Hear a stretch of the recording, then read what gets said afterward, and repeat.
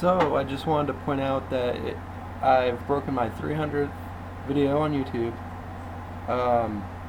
Just a week or two ago, I got my first batch for 1 year on BitChute, and I got 50 subscribers. So thank you everyone for helping me out with that. Thank you for subscribing and everything. Also, I've wanted to talk about,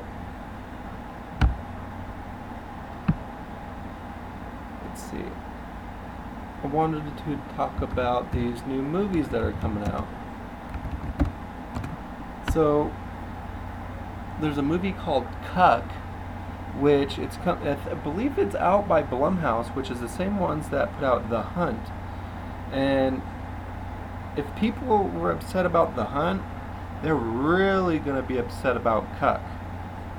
Now, I, for one, don't really want to stifle anybody's artistry, So I don't really call for any of these to be taken down or anything like that.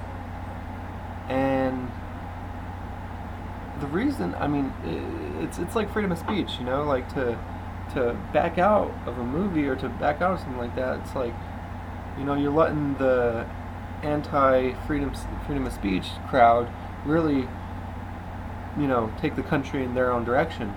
And that ain't what America's about, So there's this new movie called Cuck, and I would say it's worse than The Hunt, because The Hunt was Democrats hunting Republicans, which is basically what Antifa does. Those are socialist Democrats, which is kind of a dumb phrase in the first place, because socialism and democracy doesn't really go together. They do, but only because democracy isn't really a democracy. It's the 51% against the rest. And socialism is pretty much the 1% versus the rest. So it's kind of in that same situation, because they pretend they're about the people. Anyways, so Gravitas Ventures, so I guess it's not Blumhouse, it's Gravitas Ventures, is putting out Cuck. This movie looks pretty good, and it really does ride that red line of bashing Republicans, but at the same time, this movie, it's about more of an extremist. He might be right wing or somewhat right wing, but he's far right. Out there,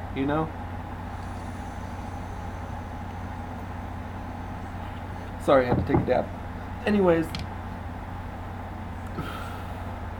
so this movie looks pretty good. Let me see if I can play a second of it for you.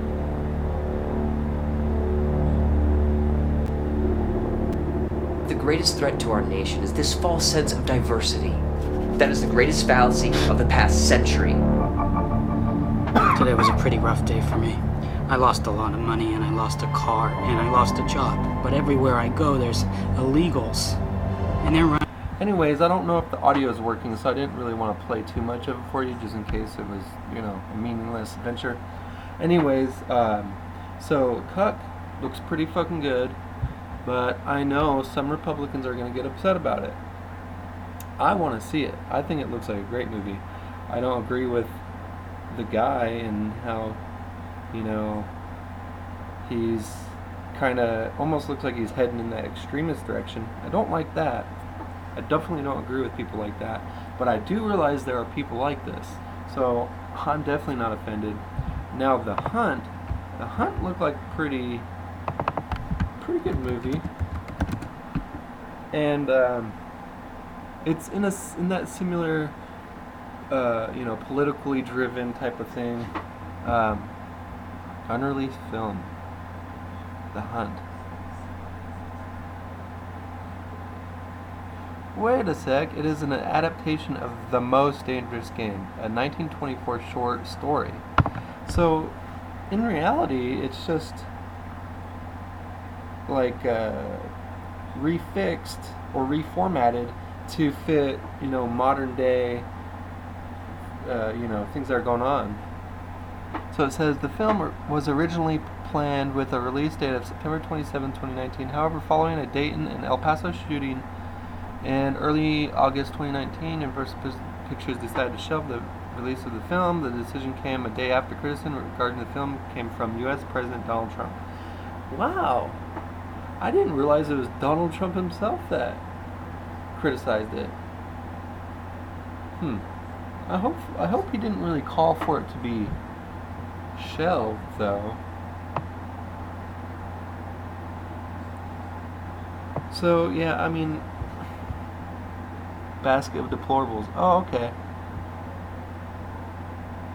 Well, that's the thing is, I thought this looked like a pretty good movie, and I still do, because it's Democrats hunting Republicans. They may call us deplorables, but when you're out there trying to start violence and things like that, then it's obvious that who the real deplorable is, It doesn't matter what the propaganda or anything like that. I mean, it does to a degree, because propaganda does affect children heavily. And actually, speaking on that,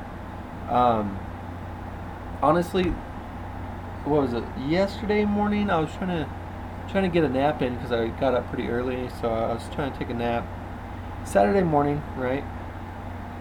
Little kids shows on, and within like 20 minutes, like I couldn't even sleep because I got so sick of hearing this shit.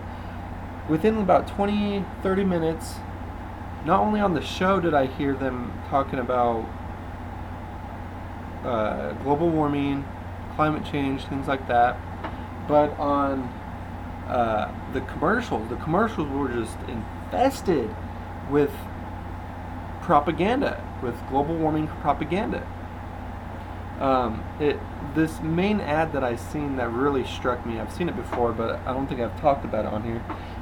It shows this girl, and she's talking to, I guess, what would be her father, and she's like, by 2030, if we don't cap emissions, we're gonna have horrible, what is it? How did she put it? Horrible, natural catastrophes or something like that, like superstorms and things like that. Stuff they said was going to happen in like 2010 and 2015. It's not really happening. El Nino's happening, but it's been happening since the beginning of fucking time. Anyways, so it's just really sad because I remember when I was a kid hearing this kind of stuff, An Inconvenient Truth came out when I was a kid, and all this stuff really gets under your skin and can really, it can really mess with a person's mind because they think there's no future. If a kid thinks there's no future, and they're basically saying that one side of the aisle is causing this no future, it can really hurt your mind. Luckily I was able to wake up and get out of that programming, but don't let your kids watch this kind of crap.